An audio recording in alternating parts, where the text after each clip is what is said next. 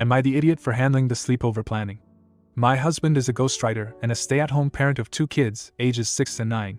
While I am a working parent, my work can be very exhausting. I work from 9 to 6. So most of the time, my husband is the go-to parent when they need something or want to do something. My husband is very outdoors and active, so he always takes them somewhere, like hiking, biking, skating, etc. He is a very big believer in investing in hobbies. And he's just a creative person, I guess. My daughter is turning 10 soon, and when we were eating dinner together, my husband told me that she knew what she was doing for her birthday. I asked what she was doing, and she said she and her dad were planning a sleepover and they were going to meet after school tomorrow. My husband showed me a TikTok of something really fancy. What she had in mind, it seems like a really big project. I feel like there is a big gap between me and my daughter, and I thought this opportunity would be perfect to try and get closer. I try to talk to her, but she always seems uncomfortable or awkward. I know my husband is her favorite parent, but I just want us to be closer. So I told her, why don't I assist her with the project? Because daddy is so preoccupied with his book. She asked her dad if he was busy, and my husband went along with it. She got kind of sad and said that she wanted daddy to help her and that I didn't know what she liked. I told her I could be just as good as her dad. She said okay, but she sounded unsure, which I believe was due to the fact that her father is usually in charge of these events. After dinner, my husband told me he didn't like how I made a decision like that without consulting him beforehand and that he wasn't sure whether I could handle a 10-year-old party and that this is not even what our daughter wants. I told him my thought process behind wanting to plan it and that I was sure this was something I could do. Everyone seems to be a bit awkward about me taking over the planning. Am I wrong here? Now for a few comments before the update. You're the idiot. You failed parenting 101. You changed the plan without consulting your fellow parents. Luckily your husband caught on and supported your plan, but you were completely the idiot for putting him in that position. I hope you succeed and plan a great birthday party, but if it blows up on you, that's on you for not consulting your husband before doing this. Comment 2. You're the idiot. Your intentions are in the right place by wanting to connect with your daughter. If you come in, take over the planning, and it turns out the party you planned does not reflect her interests, likes, etc., it's going to make her feel like you don't even know her. She's visibly upset that you are taking over the planning. Her and dad know what kind of party she wants to have. The best thing you could do is to let her and dad take the lead, be a part of it, and use the opportunity to get to know her likes, dislikes, hang out with her, and plan a party that will make her happy. Now for the update. The sleepover was last weekend, and it went great. But my husband ended up taking over. I took my daughter to Target to buy decorations, but she was being too vague or just putting her shoulders up whenever I asked her a question, so during dinner, I suggested that my husband follow us. When he came, she gave us a much clearer picture, and when we decorated, I never did anything right. I put in a lot of effort at work. I was so dedicated to becoming their partner that I kind of didn't involve myself in their lives. Now I am worried it will change. I feel like a nuisance anytime I am around my daughter, who just keeps quiet. I know she is very shy, but as her mother, she should feel comfortable around me. I am trying to make more attempts to be more involved, like helping with homework and making dinner, but after every attempt all I hear is, "Daddy does it this way." Or, "Can Daddy do it for me? I don't like my scrambled eggs like this." Or, "I want Daddy to teach me, he is better." I have just been feeling like a failure as a mother, which is not to say I won't stop trying. I have also come to realize that I was a bit passive-aggressive and jealous towards my husband because of his closeness to the kids, and after a long chat with him, we were able to resolve some issues that I didn't even know I had. Thanks for the advice, I have taken it to heart. Comment 1. Here's the problem. She should. You seem to know how your daughter should be or act, which means how you think she should, or how you would like her to act or behave. Your daughter is not you. She is a person in her own right. Comment 2. Not the idiot. I can't believe the audacity of your husband and some of the commenters here. It's clear that you had good intentions in wanting to plan your daughter's birthday sleepover. As a working parent, it's important for you to find opportunities to bond with your children and create lasting memories. Your husband's reaction was completely unwarranted. Instead of supporting your efforts to connect with your daughter, he made it all about himself and his own insecurities. It's concerning that he couldn't handle the idea of you taking charge for once and felt the need to undermine your role as a parent. Now, for the next story. Am I the idiot for telling my BF that I don't think it's appropriate to come on the family vacation? My female 21 boyfriend, male 23, let's call him Charlie. Around a month ago my mom mentioned a family vacation while on a call with me. Charlie and I have been together for about 1 year. He has still not met my mom's side of the family, only my dad's. My mom, female 42, lives in my home country together with my stepdad, male 50, and my stepbrother, male 24, Lives there too, but not in our hometown. Because of this, he hasn't had the chance to meet them yet. Yesterday I mentioned it to my best friend, female 21, with whom I have been friends with for 17 years now. I was on the phone with her. She is still in the city we grew up in and goes to university there because she often sees my parents. My mom invited her like any other vacation, and this time she has decided to come. The trip is fully paid for by my stepdad and my mom. My stepbrother will be bringing his fiancée, female 21 too. Charlie was in the room while I was on the call and asked me what he should pack. I looked at him confused and asked if he was going somewhere. He said that he needs to know what to pack for the trip. I laughed and thought he was joking since I never said he was coming. When I realized he was serious, I sat him down and told him that he isn't gonna be able to come and there was no reservation for him, plus it will be very inappropriate to invite him over, knowing that this is a family trip and it will make bad impression like he is trying to come just BC. It's gonna be free. They have never met him and there aren't any rooms left. He doesn't have a passport, and other reasons that I tried explaining. He flipped out on me, telling me that I'm a witch and that I'm probably cheating on him, and that's why he is not invited. I tried explaining, but he left the apartment. He hasn't returned since yesterday, and at 4 a.m. I have to leave for the airport. I'm worried sick.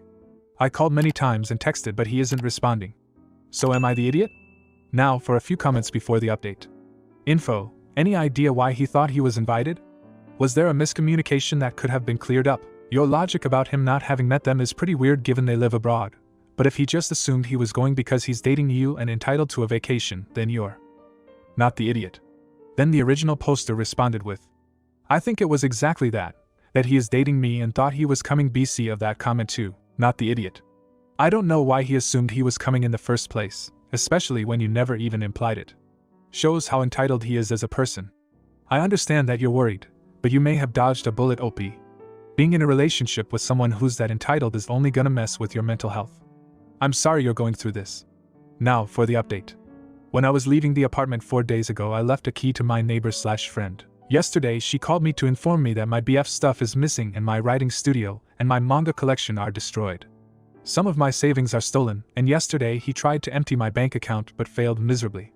5,000 are apparently missing from the drawer of my nightstand and my BF is nowhere to be found. Lucky me, my stepbrother's fiance's mother is a lawyer. Mom's side of the family, stepbrother, his fiancée, mom, stepdad, grandmas and grandpas etc. are trying to calm me down and get me away from the situation as much as possible. I thought this was a minor problem in the beginning, but here we are. Dad's side of the family is telling me to drop the charges and that I'm overreacting. Yes, I did place charges. I will have to deal with it further when I get back, but police are already on the hunt for him. Some people said I was the idiot. BC. This would be the perfect time to meet my family. But in this case it just seemed like a direct.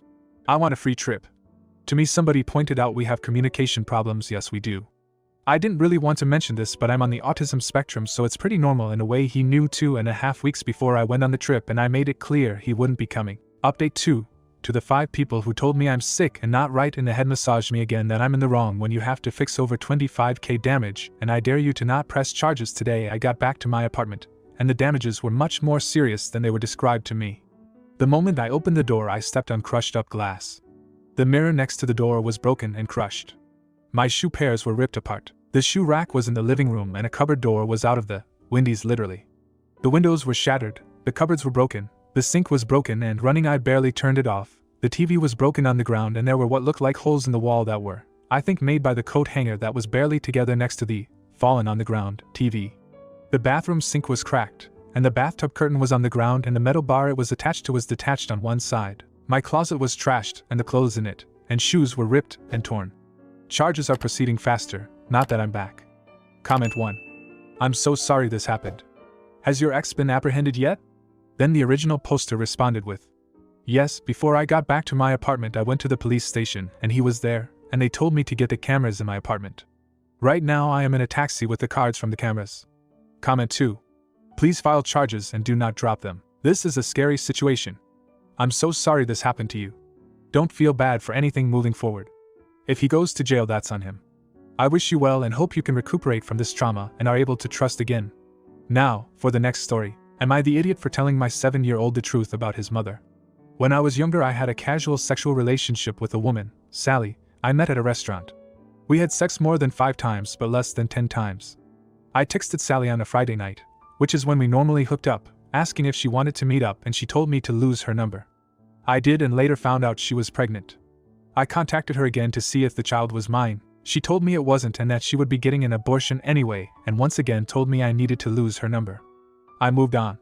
One day I got a message from Sally's mother. She accused me of abandoning her daughter and my son. I told her I had no clue what she was talking about. She informed me that she had been taking care of Sally's son since he was 4 months old because Sally had a drug issue.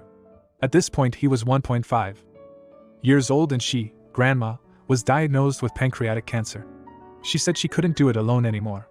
I ended up getting a DNA test and found out I was the dad. His grandmother passed away shortly after I took custody.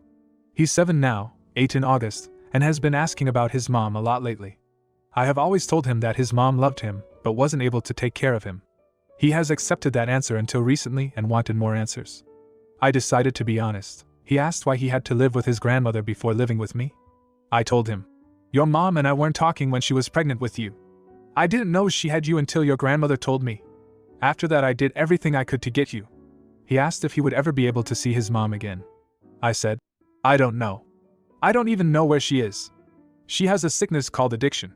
Sometimes when people are sick like that they make decisions that no one understands. That doesn't mean she doesn't love you though." He cried a little and said he hopes his mom gets better. I was gutted and called my mom. She said I shared way too much and hurt him. She said I should have shared much less and stuck with it. She couldn't take care of you. Line even though he was asking for more. Edit. Thank you to everyone who commented, even those who said I was an idiot for the explanation. All perspectives were read and considered. I couldn't and can't respond to every post but trust that I have read them. This happened yesterday and he seemed okay today. He didn't say anything about his mother, and I am not going to push it. I have always let him lead these conversations. I think I am going to look into therapy and/or support groups for children of parents battling addiction. I will also be looking into resources for myself to help me navigate all of these new situations as they arise. I have no experience with kids other than my own, so I may be overestimating my son's ability to understand things, and maybe someone can help me work on that. I'm honestly not even sure if his mom is alive. Last I heard she was, but that was a while ago. We have a lot to navigate, and I could use some help from a professional, so I will be looking into that. Seriously, thanks for all of your suggestions, stories, and comments. It means a lot. Now for a few comments before the update. Not the idiot. If you lied to him, he would have been upset with you later on when he found out the truth. You described it in an age-appropriate manner. Comment 2. Not the idiot. You didn't volunteer the information out of the blue. Your son has been asking children asking questions about a topic is a big indication they're ready for the information, though the info should be expressed in an age-appropriate way, which you did, and you gave him the facts without going into too much detail and without making his mother sound like a monster. Your mom sounds like a typical grandma and wanting to protect your son from pain, but in this case he needed his questions answered. Now for the update. I was overwhelmed by the amount of replies. I did get a lot of people calling it a validation post. I didn't mean for it to be, but it was nice to see so many people say that I wasn't the idiot. It gave me some more confidence in my parenting. I don't know much about kids or parenting and am kind of learning on the fly here. Seeing his and my mom's reactions made me think I ruined my son's innocence. I have decided to get some parenting counseling for myself to help me navigate different challenges. For my son, I talked to him about joining a group for kids who have parents that struggle with addiction. We have a center here that does a weekly group session for kids. They separate it by grades, so my son will be with about 10 kids around his age dealing with the same thing. The coordinator said the group has everyone from kids who have never met their drug-addicted parent to kids who see their drug-addicted parent every day to kids who have lost parents to addiction. My son is very interested, and I am glad he'll be able to see that he isn't the only kid dealing with this. Thanks again to everyone who commented. I still don't know if I am doing the right thing, but I am trying my hardest to raise a strong, happy, and healthy kid. I hope his mom gets to see him one day. Comment 1. Oh, this is nice. That group sounds amazing. I hope he's able to get a better understanding of things through their help. I'm glad to hear you are looking into getting some help with this too. Addiction is definitely a community problem. It affects way more than just the user themselves.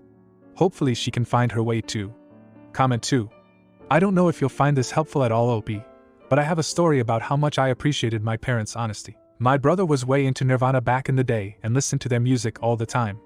Then Kurt Cobain killed himself. I was told guns were dangerous, so I assumed it was some kind of accident, but my brother said it wasn't. At the time I was like, why would someone shoot themselves on purpose? So I asked my mom. I realized way later how heavy a question this was. Mom, brother told me Kurt Cobain shot himself on purpose. That makes no sense. Why would he do that? She held me close and said, well, sometimes people feel so sad that they can't imagine being happy ever again. Some of them feel so desperate that they try to end their pain forever. To this day, I admire how honest she is with this kind of thing. If you need to vent, OP, I'm here for you. If you enjoyed today's video, don't forget to drop a like. It really helps the channel grow. See you next time.